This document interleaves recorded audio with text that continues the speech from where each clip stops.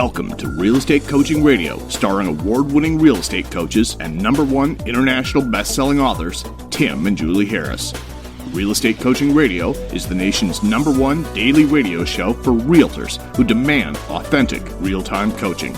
Get ready for fluff-free, unfiltered, full-strength honesty about what's truly working to get you into action, helping others, and making money now in today's real estate market. Now to our hosts, Tim and Julie Harris. 3, 2, 1, and we're back. And Julie Harris, it is March the 19th.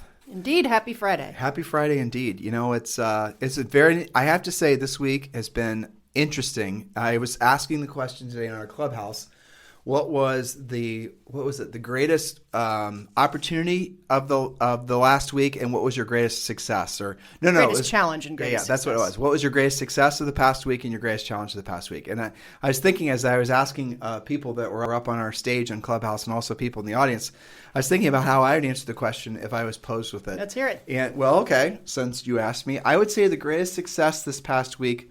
We've had a lot of great successes, but one of the things I think that we can probably be most proud of is, or we are seeing the fruits of our labor after having done this since 2014, is the podcast. Yes. I mean, the podcast now has really exceeding all, measures of what a podcast that's so niched like ours is, where it's geared basically towards real estate professionals primarily. I know we have some business owners that listen. We get feedback that there's a lot of people just going for entrepreneurs, motivation and business advice, right? Sure.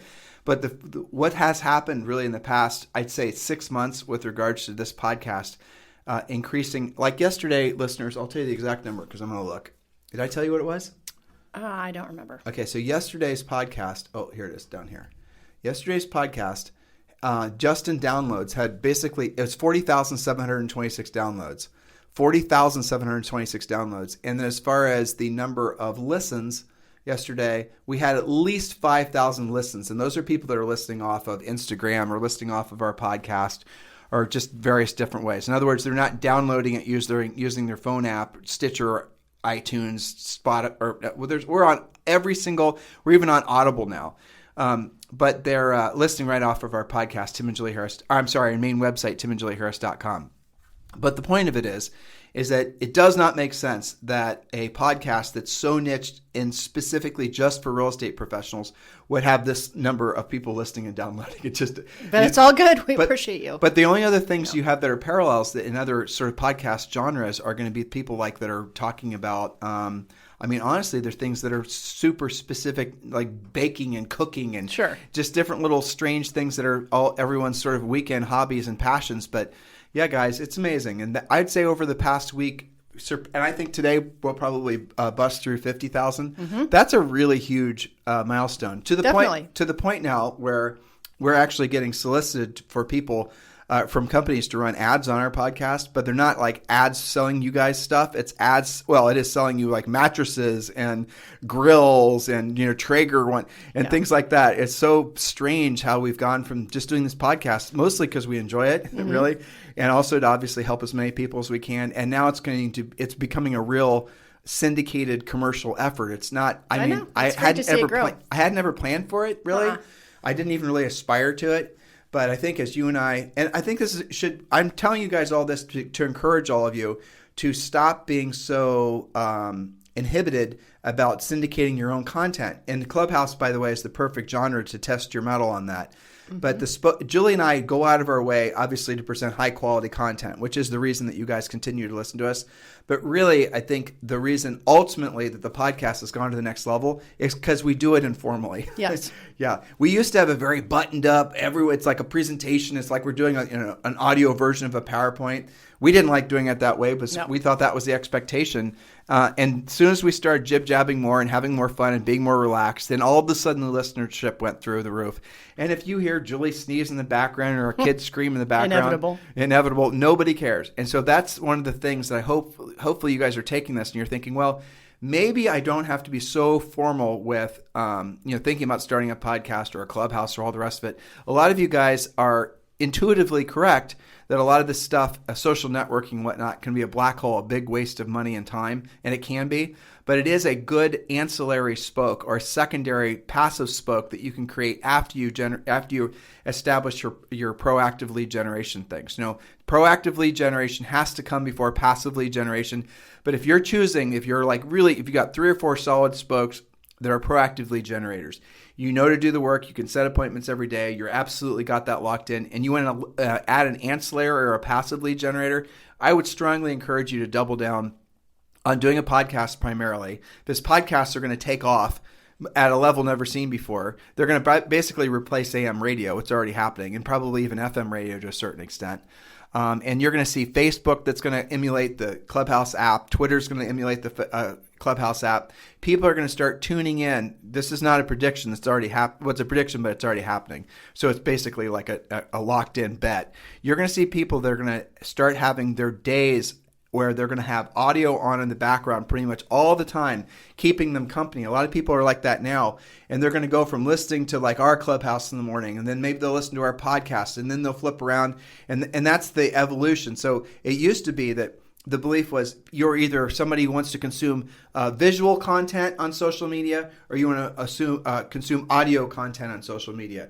So you had to sort of choose, because you obviously can't really, watch a video while you're driving. But the thing that you can do with audio is you can have it on all the time and keep you company throughout the day. So if you're thinking about how to monetize that, or how to basically integrate that into your business, if you don't like the word monetize, there are so many creative things that are coming out during our podcast or during our Clubhouse in the morning that you are hearing agents now are figuring out, well, we can make an referral exchange. We can start doing, a BNI type idea on Clubhouse, and all these really cool creative things. Embrace it, guys, because there's little doubt at this point that the most dominant forms of social media and really, online interactions are moving towards the spoken word, are moving towards people's ability to communicate and speak, which obviously is right in our wheelhouse with what we've been, frankly, begging all of you guys to take seriously since really all this social networking stuff really started to take off. We knew that social networking stuff was too many degrees removed from real interactions with humans. And we saw that agents who saw it for what it was and were willing to pick up the phone and do the real work, because we coached a lot of them, we saw a lot of these agents, their businesses take off because all the other agents were rushing towards the passive lead generation, where the ones that basically are now dominant in the country are the ones that are doing proactive lead generation. And it is important that you guys learn how to determine what success is in real estate. And look, you can come up with as many touchy-feely definitions of success as you'd like, but I'll encourage you to consider that your real measure of success should be the net profit you make from your business, the actual profit. And when you run your business like what Julie and I coach our agents to run their businesses like, you're going to have 50, 60, 75% profit margins. You make $10,000, you keep $7,500. Where it's become normalized in the real estate industry for agents to think they have to blow all their money on lead generation, and then maybe they're keeping $1,000 from that $10,000. And that's unfortunate, and it's sad, and it's also a really great way to run yourself out of business, not build a business. More transactions and more dollar volume does not automatically equal more profit in the real estate business. In other industries, it does, if you're Netflix, for example, but in this business, not the same thing, because this is a service-based business. That's exactly right. So I think the overreaching point is, with all of these different platforms and opportunity, like Clubhouse, doing your own podcast, etc., don't overthink it. Don't get into analysis paralysis. Don't over-engineer it. Don't overproduce it. Just be, and this word is being used a little bit too much, I think, but be your authentic self. I was working on some content yesterday about people are polishing their speaking styles and their effectiveness.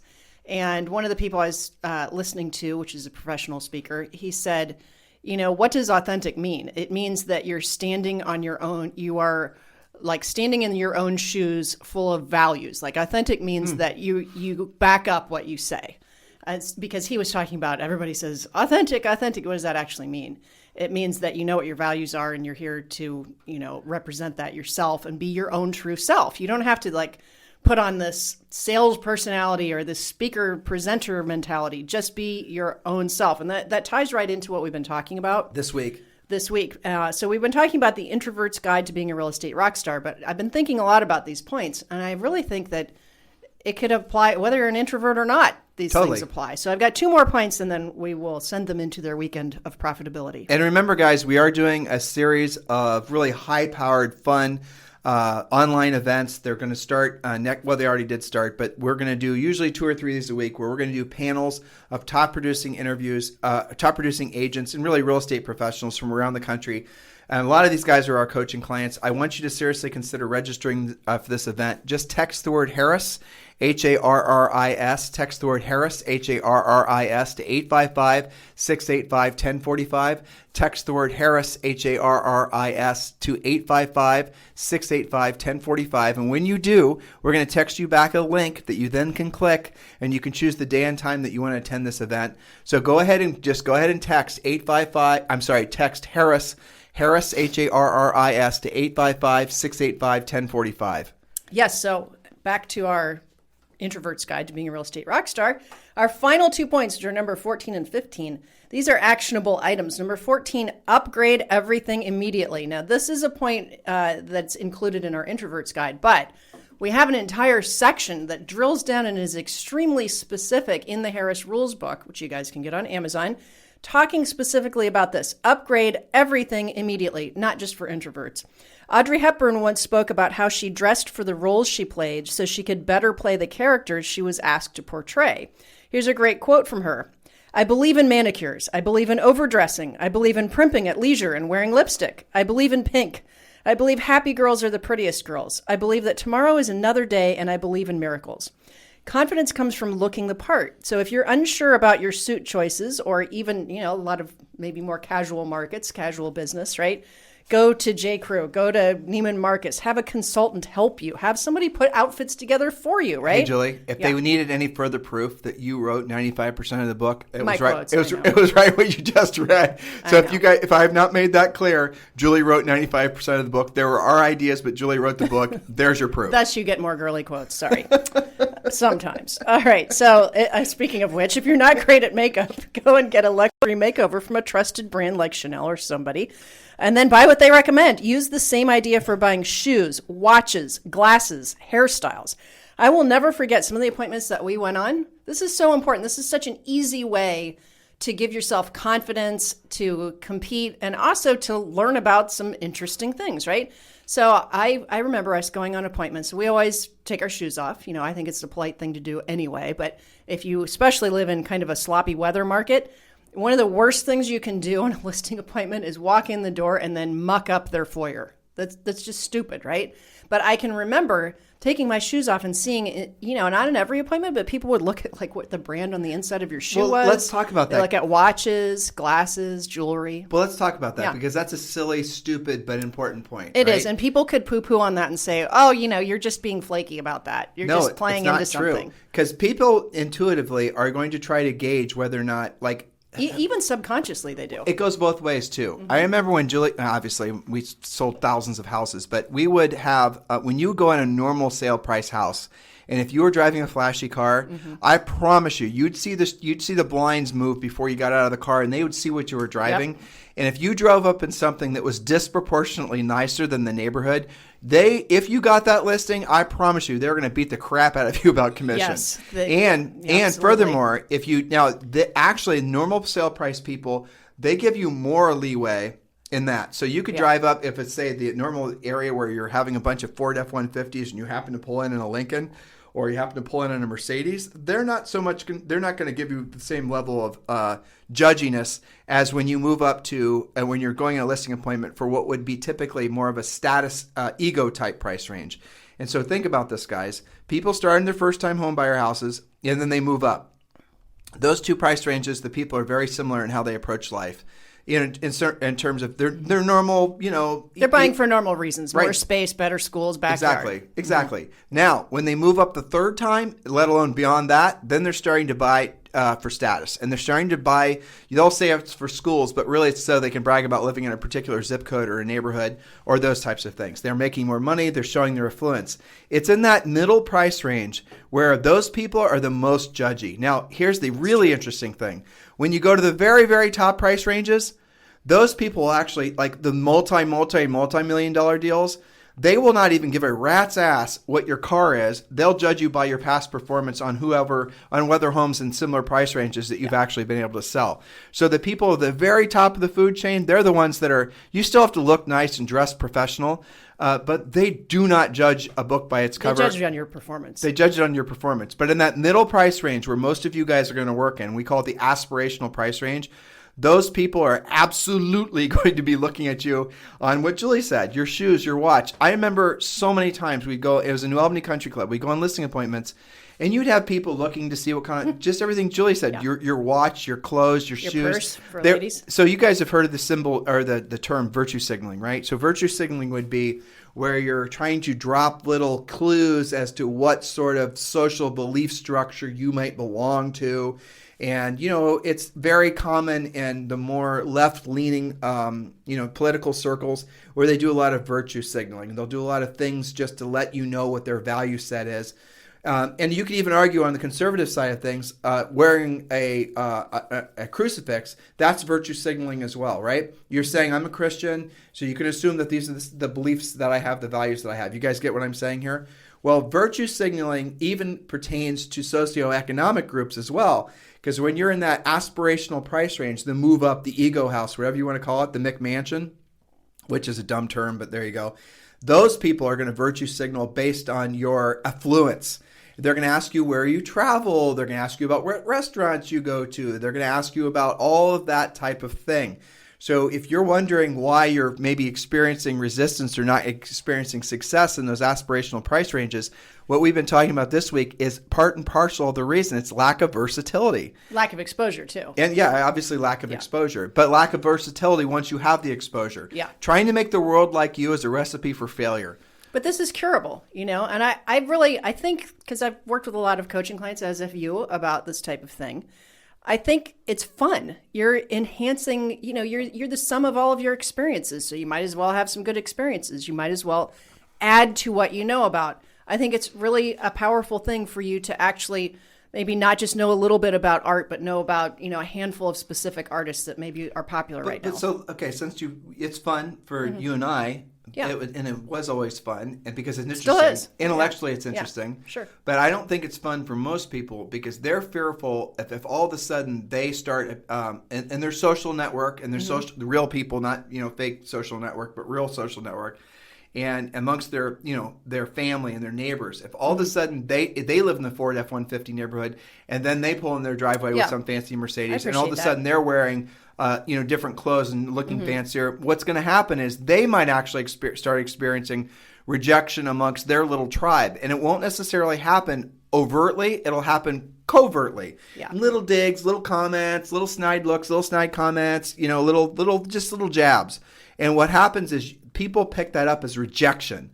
So if you're trying to strive to improve yourself and trying to make yourself more marketable, more versatile, and let's say you live in a community that's dominated by, for example, amiable sorts or whatever, people that are the types that we're going to want to sit around, get to know you, chew the fat, sit on the porch forever, watch football. Shoes. Yeah, exactly. And then all of a sudden you start looking more prim and proper and formal.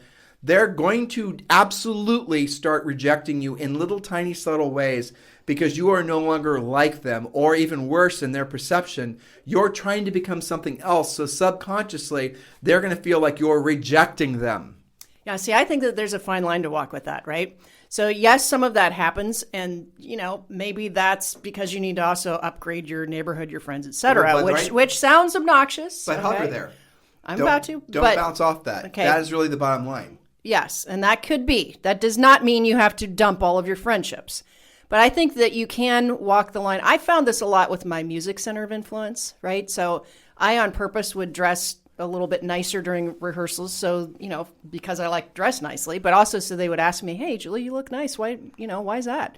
And I could talk about, well, I just came from a closing. And it was a nice organic real estate conversation. But I also knew not to make that, I didn't lead with that. It just was what I did, right? I wasn't a jerk about it. I wasn't look at me. I was just more subtle and chill about it. So I think that two things can be true at once. One is that perhaps you need to upgrade who you hang out with because maybe that's good for you, okay? And again, that doesn't mean you have to break up with everybody you know. But you can also be more classy about it. You know, you don't have to be in somebody's face about that. But the interesting thing is if you're going to decide to basically be more versatile, not just with how you act interpersonally with communication styles, but also be more versatile in how you look, and you start being more versatile so that you can pull into any driveway and you can have equal levels of success. You won't be the one, like say, for example, Julie and I come from very, modest. Yeah, exactly. And when we were ascending, when we were becoming more successful in real estate, we absolutely did have people that we're experiencing, we're telling you guys, we personally experienced, and we see it happen with some of the tens of thousands of coaching clients we've had over the last 2 decades. Same thing. And where that takes the wind out of your sails is if all of a sudden your long-term friends and whatnot start rejecting you or start making you feel like somehow you're no longer a trusted member of the tribe. For most people, that will be without them consciously being aware that they are feeling rejected and why they're feeling rejected. That will be enough to basically make them stop trying to strive for higher. Because they don't know how to deal with it. Because they don't know how to deal with it. Because they didn't see it coming. Because they were surprised by it. Because they should think, well, my friends want me to be successful and they're going to support me. Sort of, kind of, but not really. Some of them probably, but probably not all of them. Because you're becoming a threat to them, how they see themselves, and you're becoming a threat to their little tribe and how they see the world. You're essentially this, black sheep, and all of a sudden you were a white sheep before. Now you're becoming this black sheep, and it's like you're being subtly confrontational. Yeah, exactly. And they're going to give you friendly advice, the stop and smell the roses type advice. But what they're really saying is stop changing because you're making me uncomfortable, and I don't want to be made to feel uncomfortable. So opposed to having you become more comfortable, having you make me more uncomfortable, I'm just going to start subtly separating myself from you. And when you start feeling that in your life, that right there, without you being consciously aware that that's a natural progression of you improving. Now, again, to Julie's point, what happens is those people come around. And sometimes it takes a long damn time. And sometimes it could take maybe never. But they come around. And what you then become, believe it or not, without you being preachy or coachy, you then become the beacon for them to follow. And you can show them how you ascended out of the sort of paradigm that you were maybe born into. You ascended and you've gone to this, you're still a great person. They still can love you, even though you decide to live in a different neighborhood and have different friends. Or, I'm sorry, not different. Well, different, yes, but more friends in a different neighborhood having different experiences, right? But you have to be the one that leads that. Right. Like, I remember going through that with, I had a couple of good music friends, some of which I'm still friends with now. And there was I don't know if you remember Michelle, but Michelle, I could go shopping. I could do fun things with her. We could go to any shop and she wouldn't be weird about spending money or whatever. And then I had other friends where it's I'm not going to even invite them to do that because they're go out to ice cream or coffee. Because asking them to be that in that environment where I'm still friends with them, but I know they're not going to be comfortable spending something. I'm not going to put them in the situation to be uncomfortable. That's really good advice. I have to lead with that. Right. You can't expect them to comply with you because you will be making them uncomfortable. And you're just inviting someone who probably doesn't have your financial wherewithal. You might be just trying to show off in front of them, which means consciously or subconsciously, right? Being inconsiderate by not even thinking about it. Yeah, all this stuff. So there's a lot of psychology that's rooted in being successful, and you can see as you start working through this in your mind, you probably experiencing these that have experienced or are experiencing. And it could be all kinds of different things. My mind can go everywhere. I remember when Julie and I, our friends when we were younger, they all started having, a lot of them, got married and had kids. Well, Julie and I didn't have any kids until we were older. And so we pretty much lost all those friends, not because they didn't still want to be friends with us. Fortunately, they did real estate transactions. The more kids they made, so it all worked out in the long run. True. But we definitely weren't socializing. But we lost some commonality with them. We did, and they didn't. They weren't saying, "Oh, Tim and Julie aren't spawning children, so we're not going to like them anymore." They just didn't have as much in common. And when you start having kids, basically, kids are like a black hole for all attention. All focus goes on them, especially when they're young. Well, I haven't really. Zoe's 7, and it's still that case. It's even more now. Maybe at some point it changes, but I seriously doubt if it does.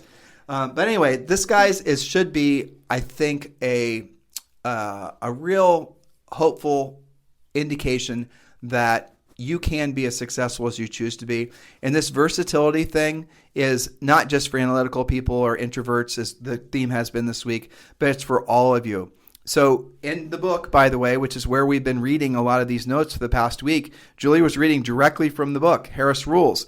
If you have not read the book yet, if you have not, listened to the book on Audible, you really are doing yourself a disservice. It's going to give you a very clear direction on how to build a long-term sustainable business. But hopefully you're also reading between the lines and realize that a lot of these things are directly applicable to your personal life as well. And unfortunately or fortunately, depending on your perspective, a successful entrepreneur really rarely has much separation from business and personal life.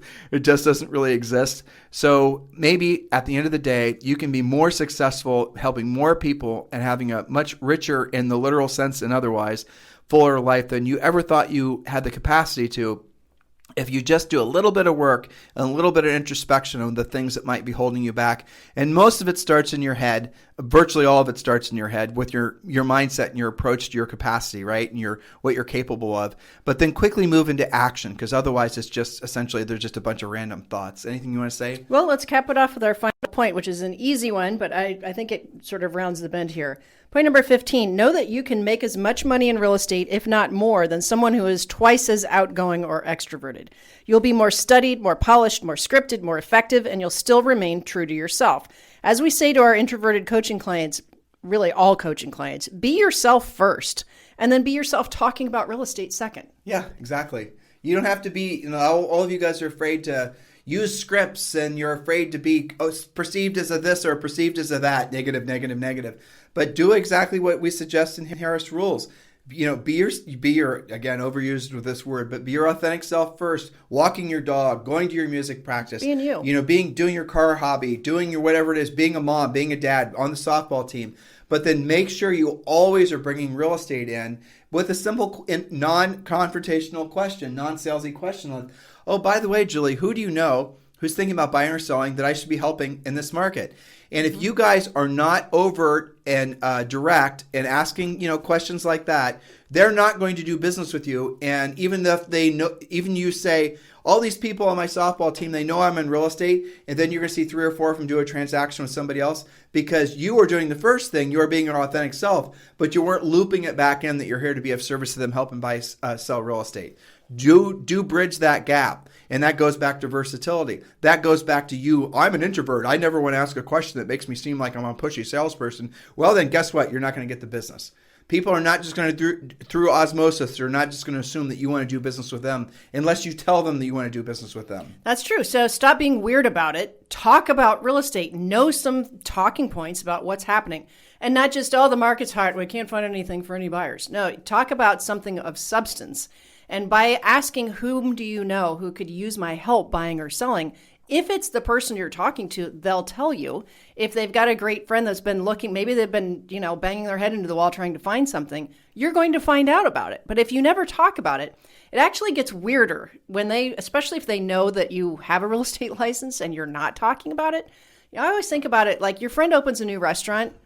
And, they never tell you about it. They never invite you to it. They never, give you a coupon for a grand opening. Don't you think that's a little weird? Yeah, it is a little weird. I think it is. And the longer it lingers, the weirder it gets. So don't be a secret agent. Secret agents have skinny kids. That's legit there. So in the meantime, if you guys need to get a hold of us for anything, and yes, we'd love to sponsor you at eXp Realty. If you're looking for a sponsor, if you have not chosen one yet, give us a shot. You can text me directly at 512-758-0206. 512-758-0206, and let's have a conversation. I know EXP is right for you, and hopefully after chatting with us, you'll decide that we're the right sponsor for you as well. 512-758-0206. And again, guys, as always, thank you for your support. Thank you for all your freaking wonderful feedback. That was not a bad word. I said freaking, not the bad word. But the feedback you guys are giving us on the book, close to 500 5-star reviews, all the great feedback and all the different media syndication platforms for the podcast. Thank you for allowing us in your lives. Thank you for the honor of being your coach. Help us get the word out. Look, the only thing we ask in exchange for this podcast is that you guys go to iTunes and you give us a 5-star review. You go to whatever, if you're on Stitcher, same thing. Help us get the word out so we can save, frankly, more agents from feeling like they're a failure because maybe they're in pursuit of a business model that's actually destined for a hard landing. Whereas that same agent, when given the right information in the right direction, could do remarkable things for their life. This is your opportunity to help Julie and I be in alignment with our professional life's mission, which is being of service to other agents. Help us do that by giving us great reviews on iTunes and Stitcher. I'm asking you to do that. You see, this is the type of, we're living by what we say, asking for what we want. You guys ask for what you want. By the way, who you know who's thinking about buying or selling, I could be helping in that market. So there you guys go. In the meantime, if you need us for anything, it's 512-758-0206. We'll talk to you on the show probably on Sunday. No guarantees. We'll see how it goes. But definitely on Monday. This program has been a presentation by Tim and Julie Harris, Real Estate Coaching. For more information on our real estate coaching and training programs, visit our website at timandjulieharris.com. Remember to tune in weekdays at noon for upcoming shows, and until next time, thank you for listening to Real Estate Coaching Radio with Tim and Julie Harris. This podcast is a part of the C-Suite Radio Network. For more top business podcasts, visit c-suiteradio.com.